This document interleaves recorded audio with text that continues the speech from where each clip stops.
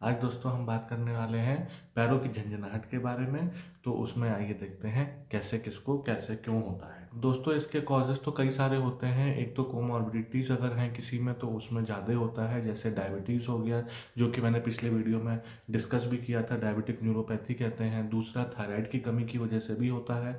अगर thyroid TSH बढ़ा हुआ है किसी का, इसका मतलब ये होता है कि थायराइड हार्मोन जो है वो बॉडी में उतना पर्याप्त मात्रा में नहीं बन रहा है, तो उसकी कमी की वजह से भी जो नर्व्स होती हैं वो अफेक्टेड हो जाती हैं और पैरों में झंझनाहट हो सकती है। ये तो मेडिकल डिसऑर्डर्स हैं जो कि किसकी वजह से ये हो सकता है। कुछ मल्टीविटामिन्स होते हैं जिनकी कमी की वजह से भी ये हो जाता है, जैसे विटामिन B12 की कमी की वजह से होता है। क्यों होता है? क्योंकि विटामिन B12 एक ऐसा विटामिन है जिससे जो नसों के ऊपर कवरिंग होती है, लेयर होती है, तो वो बनाता है। अगर वो कमी हो जाएगी तो नसों के ऊपर की कवरिंग जो है वो निकलने लगती है, छिलने लगती है, नसों में दिक्कत आने लगेगी। या दूसरा विटामिन है विटामिन B1, उसकी भी कमी की वजह से ये दिक्कत आ सकती है। तीसरा विटामिन है विटामिन D। जो पैरों की झंझनाहट होती है इसको पेरिफेरल न्यूरोपैथी कहा जाता है। फिर थर्ड कॉज है कि अगर आपकी नस खिंच गई हो पैर की, तो खिंच कैसे सकती है? या तो स्प्रेन हो गया हो, या फिर अगर कोई ऑपरेशन कराया हो, जैसे नी सर्जरीज में जिनके पैर बहुत टेढ़े हो जाते हैं वो ऑपरेशन कराते हैं, तो कभी कभी उस ऑपरेशन में नस जो है जो पैर में तलवे पे जाती है तो वो खिंच जाती है, तो वो कई दिनों तक दिक्कत देती है, तो उसमें झंझनाहट होने के चांसेस होते हैं। फुट सर्जरीज हैं, उसमें हो सकता है कि नस डैमेज हो गई हो ड्यूरिंग सर्जरी, या उस पर सूजन आ गई हो, तो उस वजह से भी ये हो जाते हैं। अगर नस जो है जो भी पैरों में जाती है वो रीढ़ की नस से निकलती है और वो पैरों में जाती है, तो जहाँ से उसका ओरिजिन हो रहा है, अगर वहाँ पे कोई उसका दबाव पड़ रहा है उस नस पे, तो वो नस पूरे ऊपर से लेकर नीचे तक इरिटेट होती है, तो तब झंझनाहट हो सकती है पूरे पैर में। तो इसको कहते हैं शियाटिका। अब इसमें कारण क्या हो सकते हैं कि इसमें डिस्क निकल सकती है कमर में जो कि नस को दबा सकती है। दो स्पाइन की जो बोन्स होती हैं स्पाइनल कॉलम की, उसमें हड्डियों के बीच में कुशन होता है जो कि जेल लाइक होता है, जिसको डिस्क कहते हैं।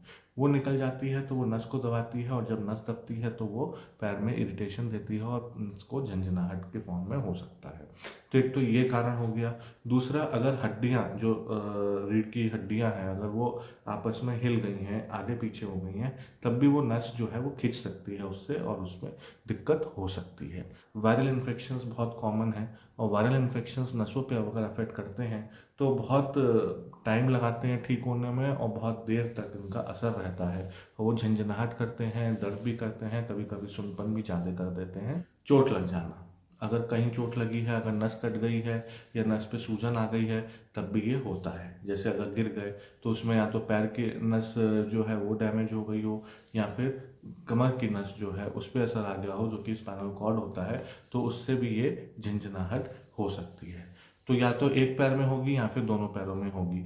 अब अगर दोस्तों अगर ये एक पैर में है तब तो कॉज जनरली हम लोग मानते हैं कि सिंगल नर्व है, तो या तो वो पैर में कि उसी पैर के में कोई कारण है उसका, या तो घुटने के पास से, या हिप के पास से, या एंकल के पास से कोई कारण है, या फिर बैक बोन के कॉज जो मैंने अभी आपको बताए थे वो हो सकता है। अच्छा, अगर दोनों पैरों में है तो फिर दोनों पैरों में जनरली तभी होता है जब ऊपर वाले लेवल पे स्पाइनल कॉर्ड अफेक्टेड होती है, जैसे डॉर्सल लेवल जिसे कहते हैं, तो अगर वहाँ अफेक्टेड होती है तब दोनों पैरों में दिक्कत होती है। कुछ मेडिकल कंडीशंस भी होती हैं जिनकी वजह से दोनों पैरों में एक साथ झंझनाहट शुरू होती है। जो मैंने विटामिन्स बताए थे उनके डिसऑर्डर की वजह से दोनों पैरों में झंझनाहट शुरू हो सकती है। अब इसमें क्या करना चाहिए? तो इसमें अगर जैसे ऐसे कॉजेज़ हैं, सबसे पहले हमें ज़रूरी है पता लगाना कि कॉजेज़ क्या क्या है।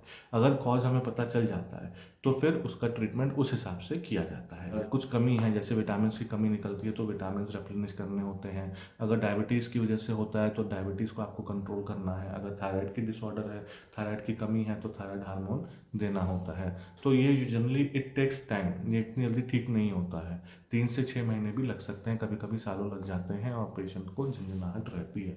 तो इसलिए इसको डिले नहीं करना चाहिए। ट्रीटमेंट जितनी जल्दी स्टार्ट होगा उतना जितना भी टाइम लगे, मगर फिर विद टाइम वो ठीक होने लगता है।